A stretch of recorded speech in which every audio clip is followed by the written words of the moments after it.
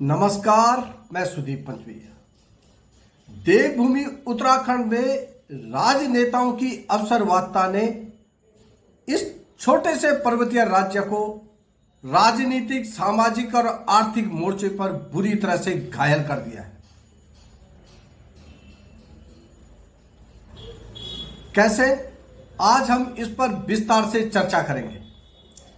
इससे पहले आपसे छोटा सा अनुरोध, तीर चेतना के YouTube चैनल को सब्सक्राइब करें, लाइक करें और कमेंट्स के माध्यम से हमें सुझाव जरूर दें। जी हां, उत्तर प्रदेश से अलग होकर बना उत्तराखंड जिस उम्मीद के लिए इस राज्य के निर्माण के लिए आंदोलन चला था, वो उम्मीदें अब कहीं नहीं रह गई है। उत्तराखंड के लोगों ने जिन नेताओं के हाथ पर इस राज्य को सौंपा, उन्होंने पग पर इस राज्य के साथ धोखे, छलावा किए। राजनेता, कुछ नेता किसी तरह से चुनाव जीतने के बाद सिर्फ और सिर्फ अपने परिवार और अपने अग्गू भग्गुओं के लिए राजनीति कर रहे हैं। वोट भले ही आम लोगों का। इस अवसरवादिता ने उत्तराखंड को कहीं का नहीं छोड़ा है।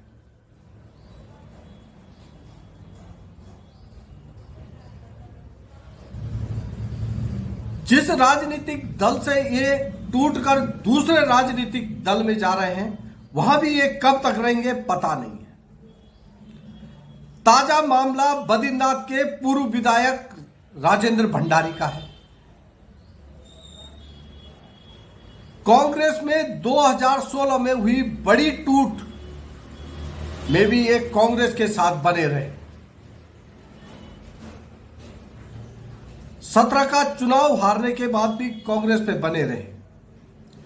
22 में कांग्रेस के टिकट पर चुनाव जीते और अब फिर भाजपा में चले गए। हालांकि भाजपा सरकार में वो पूरे 5 साल मंत्री रहे, भाजपा के एसोसिएट मेंबर भी रहे, लेकिन तब भी अपने आप को डंके की चोट पर कांग्रेस ही बताते रहे।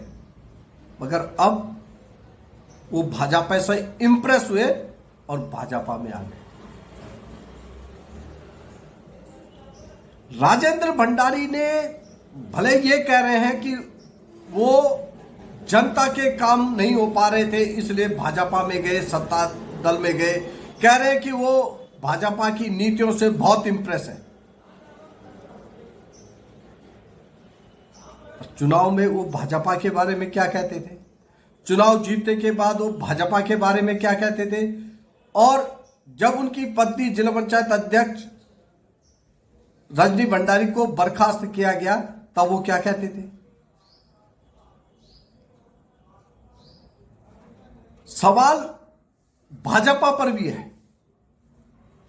जिस राजेंद्र भंडारी को भाजपा चुनाव में बेईमान, भ्रष्ट कहती थी और तमाम प्रकार के आरोप लगाती थी, आरोप लगाने वालों में तब बद्रीनाथ से भाजपा के प्रत्याशी, आज भाजपा के प्रदेश अध्यक्ष और राज्यसभा सांसद महेंद्र भट्ट क्या क्या बोलते थे।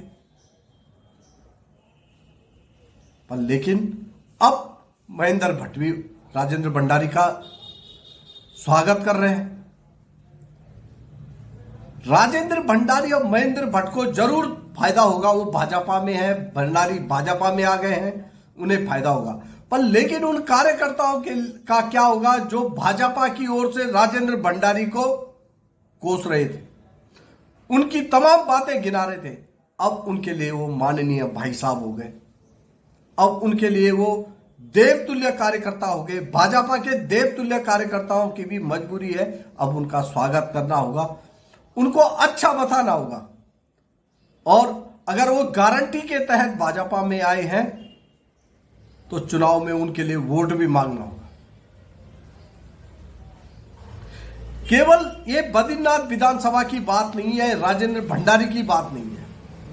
उत्तरकाशी के से 2 बार, उत्तरकाशी जिले यमुनोत्री सीट से 2 बार विधायक रहे विजयपाल सजवाण का भी यही हाल है।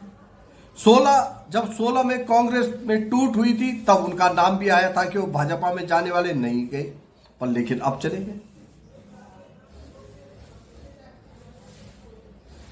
2016 में जब कांग्रेस में बड़ी टूट हुई थी, एक पूर्व मुख्यमंत्री थे, कैबिनेट मंत्री थे, तब ये लगने लग गया था कि उत्तराखंड में एक राजनीति की नई लाइन बनेगी जो भाजपा और कांग्रेस का विकल्प के रूप में राज्य के लोगों के सामने होगा, पर लेकिन नहीं।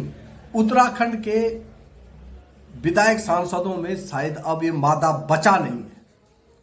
उत्तराखंड के नेताओं में जो राजनीति करते हैं, जो चुनाव में जनता के सामने जाते हैं, उन पर एक दम नहीं रह गया है कि वो नई दिशा बना सके, नई राह चल सके इस राज्य के लिए।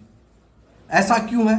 ऐसा इसलिए है कि ये नेता सिर्फ अपने लिए, अपने परिवार के लिए और अपने अग्गू भग्गुओं के लिए ही सोचते हैं। ये उन्हीं के लिए राजनीति करते हैं। ये इस राज्य के मुद्दों के लिए राजनीति नहीं करते, इस राज्य के लिए राजनीति नहीं करते। इन्हें एक ऐसा कुनबा चाहिए जहां इनके हित सुरक्षित हो, जहां इसके विधायक सांसद बनने की बात सुरक्षित हो, जहां इनकी मंत्री बनने की संभावना हो और छक्का पंजा लगे तो मुख्यमंत्री भी बन जाए। ये ऐसे ठौर को तलाशते हैं और ऐसा ठौर उन्हें फिलहाल भाजपा नजर आ, भाजपा नहीं, पर ये बात सच है।